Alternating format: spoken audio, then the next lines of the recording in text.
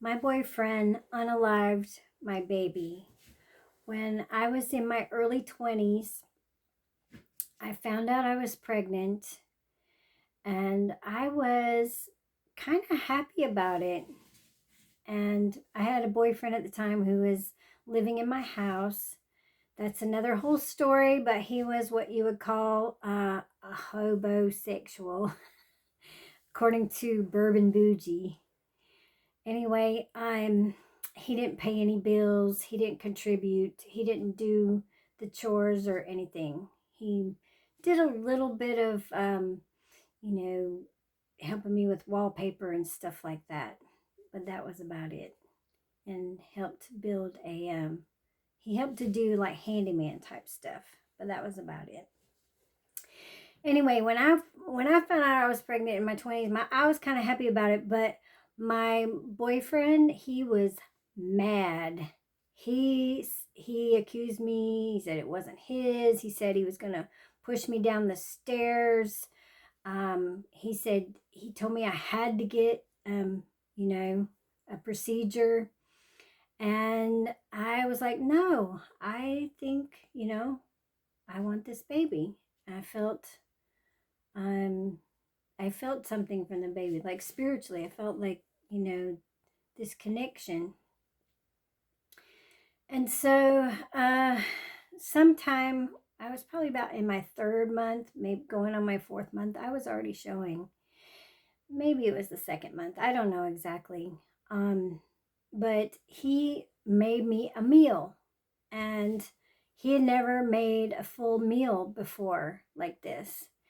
And at the time, I wasn't a vegan, I wasn't vegetarian, and he made me a meal of lamb with a lot of herbs added to it. Well, the herb that caused me to have a miscarriage was called angelica.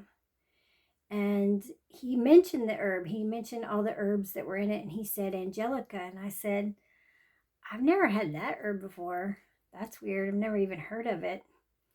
And then after I ate it, I felt a little weird.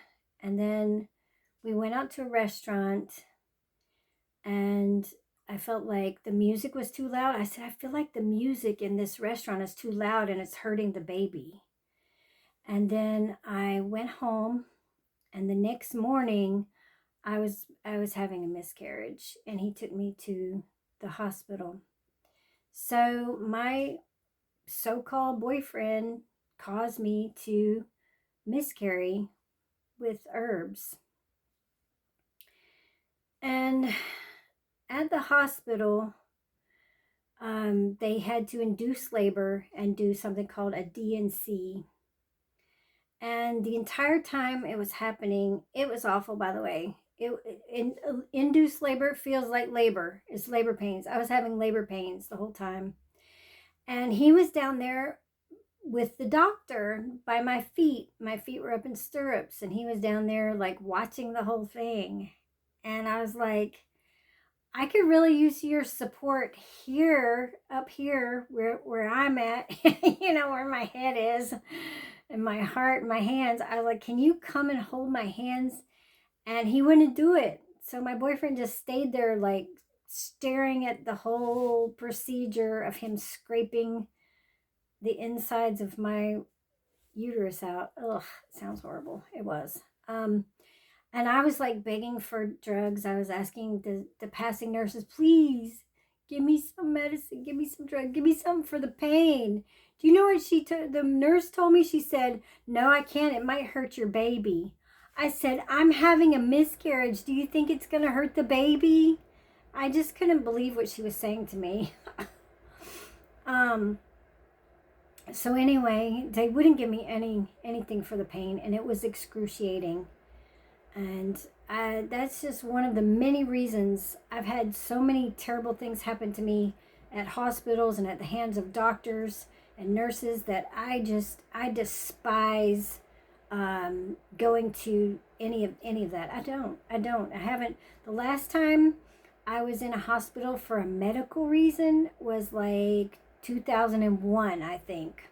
And that was like an emergency situation where I had to be there. I didn't want to be there. My mom came and got me. That's a whole other story, but my adopted mother, she came and got me and forced me to go to the hospital. I was like, nah. I told God, I said, either you heal me, God, or I'm just going to die right here in my bed. I'm not going to the hospital, but my mother forced me. But anyway, that's another story for another time. So, so I had the miscarriage. He did the D&C. My boyfriend was not with me the whole time. He was with the doctor. And on the way home, I was just kind of bummed out, kind of sad about the whole thing. And my boyfriend tells me, I asked the doctor for the body of the fetus, and he gave it to me. And I was like, why did you do that? And he said, so that we could give him a burial. And I was like, oh, well, can I see him? And he's like, no, you don't want to see him. You don't actually want to see. And I was like, yeah, I think I do. I think I want to see. I want to see what was inside me, you know. And he said, well, you can't because I ate him. I said, you what? What? I said, that's not funny. I thought he was joking, but it's not funny. I said, that's not a funny joke. And he's like, yeah, you're right. I was joking. But I know he wasn't joking. He said that he ate him. And then I said, okay, so if you're not joking, then let me see him. And he said, I can't. And he wouldn't tell me again that he had ate the fetus.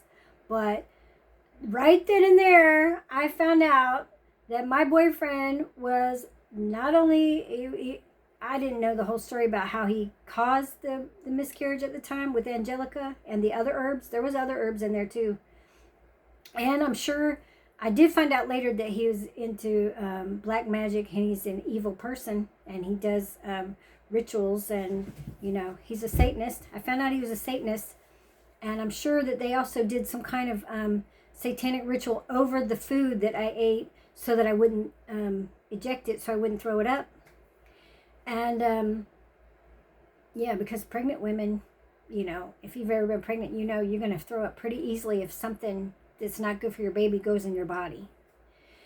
But then in that moment, I said to myself, I am so breaking up with this guy. I'm so getting out of this relationship. I got to figure out a way to do it. See, now when a woman realizes a man is dangerous, we start planning, but we're careful about it because we know we have to extricate ourselves very carefully from the situation, or we might get hurt even worse. So I knew that when he told me that he ate the fetus, I knew he was a cannibal.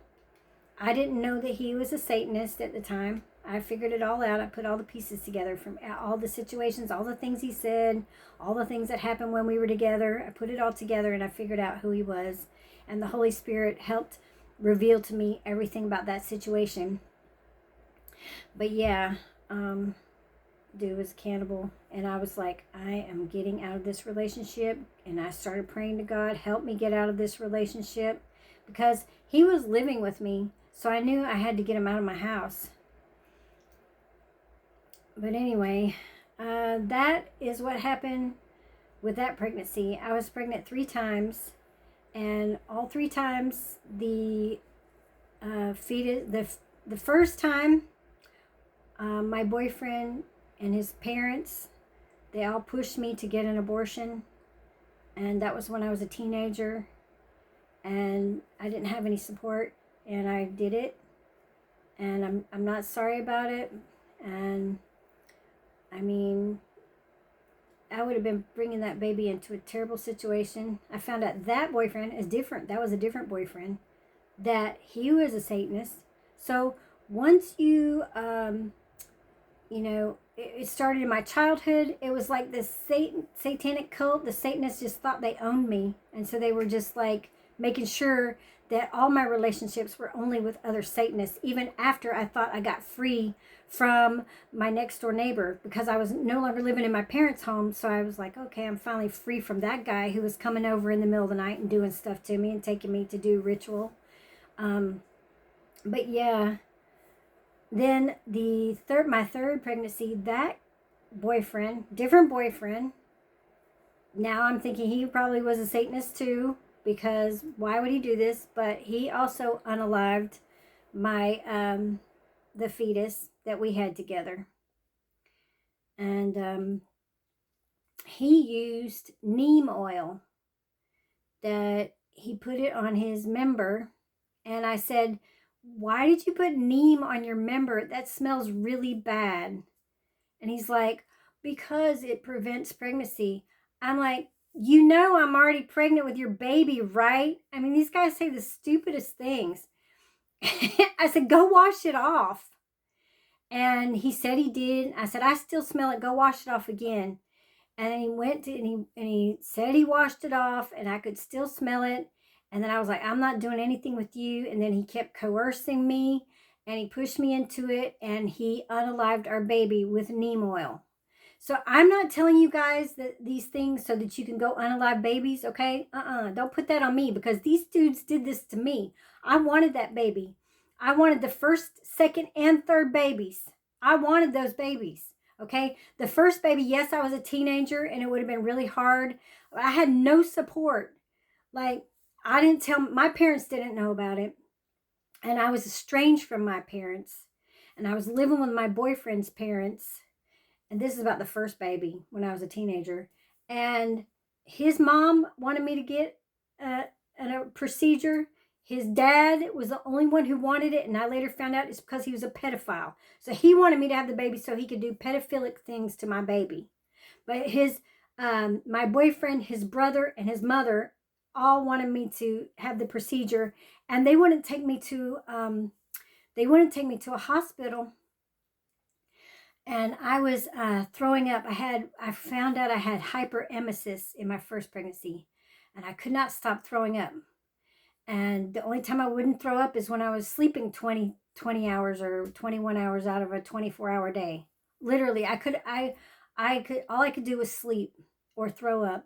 It was terrible. It was so bad. It was like having the worst kind of flu or something.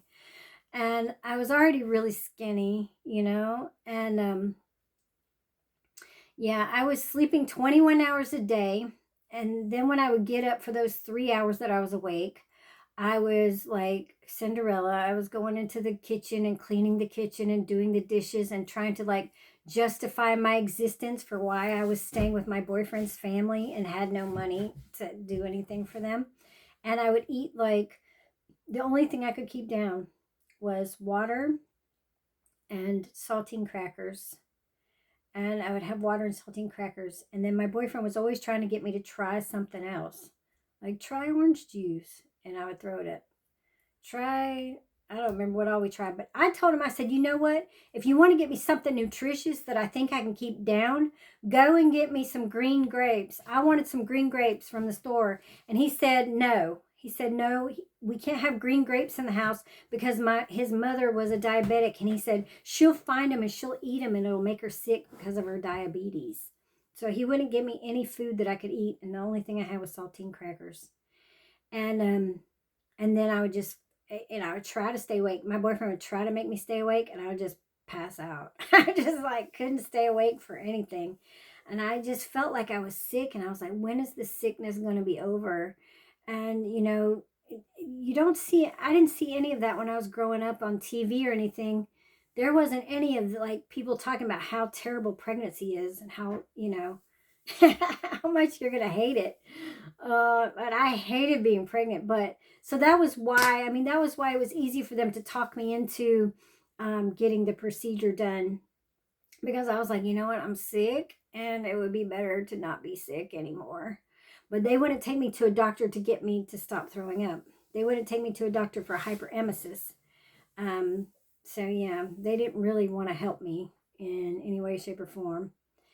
And there's more to that whole story, and I'll probably get into it later because I did meet an angel. I like prayed about it beforehand, and I met an angel, and I'll have to talk about that in a different episode because that was pretty intense. That whole situation, that whole experience.